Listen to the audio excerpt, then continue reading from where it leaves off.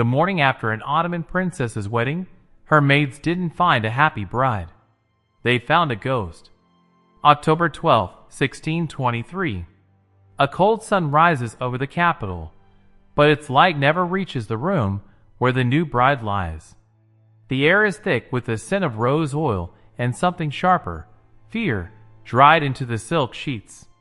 The palace awakens to celebration, but in this chamber, there is only a terrifying, perfect silence. The girl is 15. Her name is Marima. Last night, she was married to a man she had never met. What happened in the hours between her ceremony and this dawn is a secret the Empire never wanted you to hear. This isn't a love story. This is a case study in psychological demolition. For 300 years, the Ottoman system perfected a machine. Its sole purpose was to transform royal daughters into living treaties, a currency of flesh and blood. The wedding was the final transaction, but the process of breaking the girl who would become the bride, that started months, sometimes years, in advance. It was a science of unmaking a human soul, and the evidence wasn't buried in a desert. It was hidden in plain sight, in the palace's own medical ledgers. Your viewership tells the algorithm to surface the stories that challenge our comfortable past. Every like, every subscription to Winds of Thought is a vote for the raw, unvarnished truth. Now, back to that silent room. The Ottoman Empire was a colossus. When the Sultan decreed, empires across Europe and Asia held their breath. And at its very heart, behind latticed screens of marble, thrived a parallel world, the imperial harem. This wasn't a pleasure den. It was a political engine, a shadow cabinet of women whose influence could topple viziers. Yet, for the Sultan's own daughters, this gilded cage had a specific, horrifying purpose. Marima was born into this. Daughter of Sultan Osman II and a concubine of formidable intellect. By 10, she could read Greek philosophy, compose verse in Persian that brought tears to hardened scholars, and chart lunar cycles with an accuracy that unnerved the court astronomers. She was a mind in full, brilliant bloom. But in the eyes of the state, she was a single, valuable asset, a piece to be moved on the strategic board. Her engagement to the Governor-General of Damascus was announced on a Tuesday. No one asked her.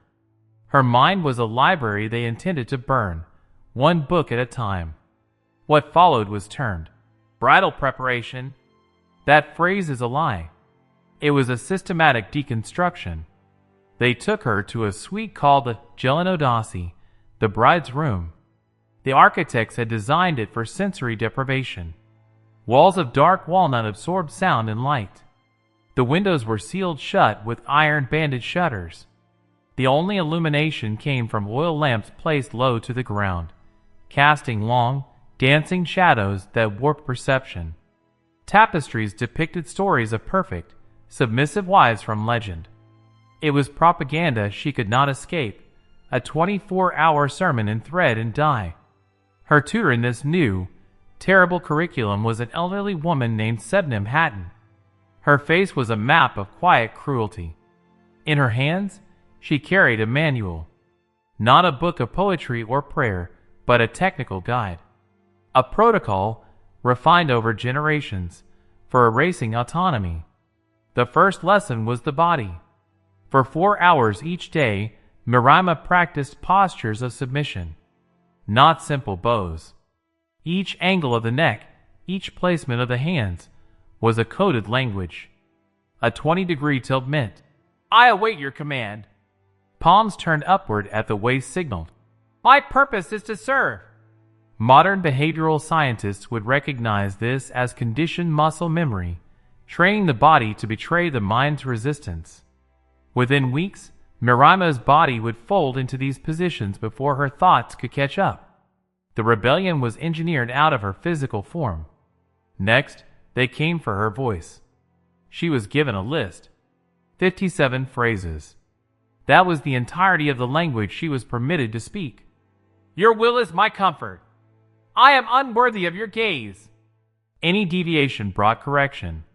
First, a silent meal alone. Then, confinement in a lightless closet for a night. The third offense meant standing before the assembled women of the harem, while her flaws were recited like a ledger of failures. The girl who debated Aristotle was stripped of her vocabulary. She was learning to be silent in specific, approved ways. But the most devastating weapon was perspective. Once a week, Marima was required to act as a servant to her father's favorite concubines.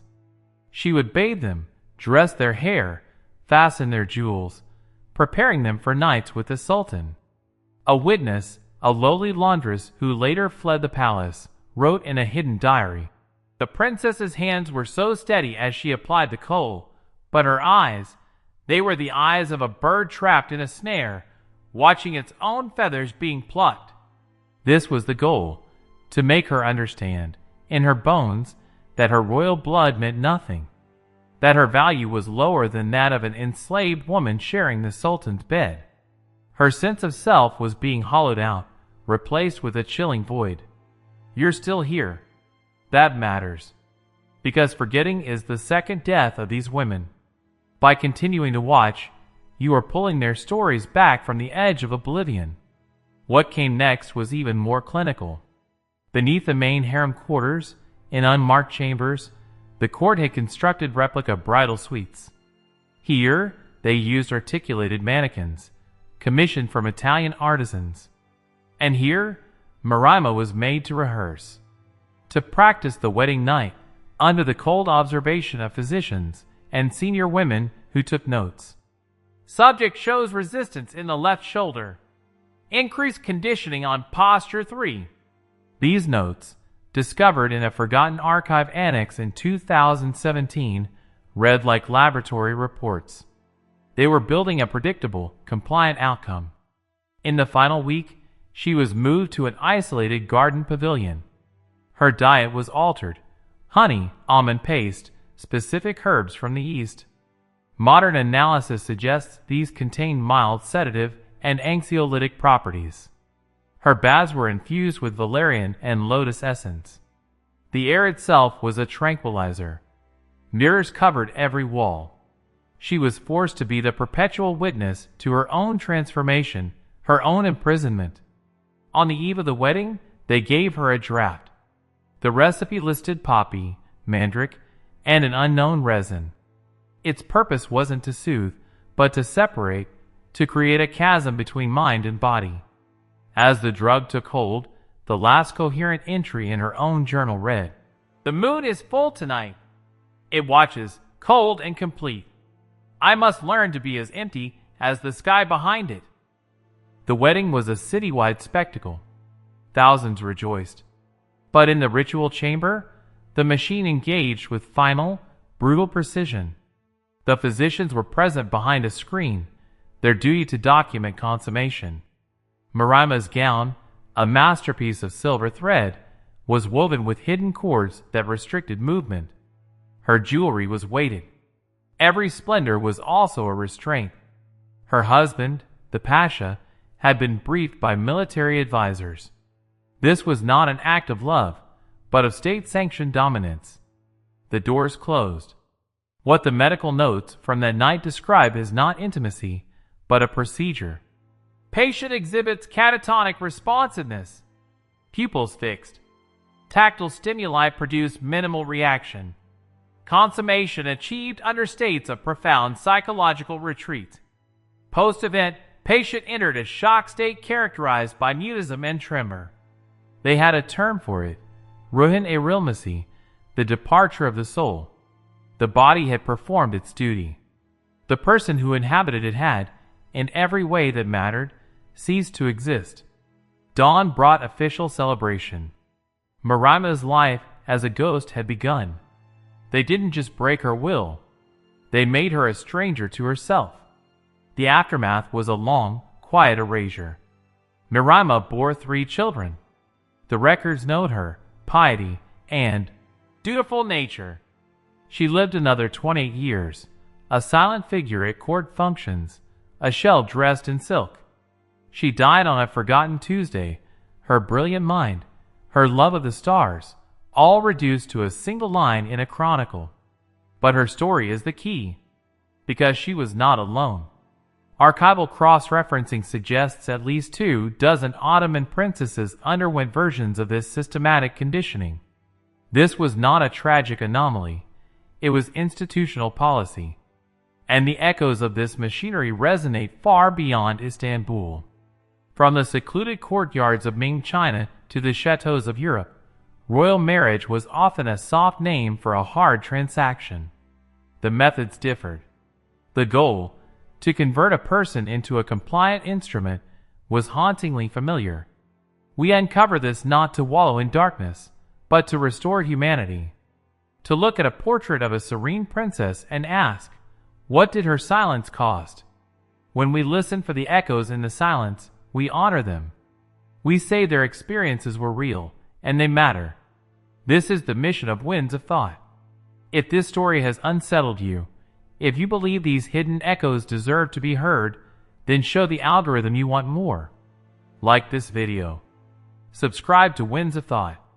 Your engagement directly decides which buried narrative we exhume next. In the comments, I want you to name one historical woman, royal or not, whose story you feel has been whitewashed by time. Let's speak their names. The most powerful stories aren't always the loudest. Sometimes, they are the ones told in the quietest rooms, by the ghosts who were never allowed to speak. Until next time, listen closely.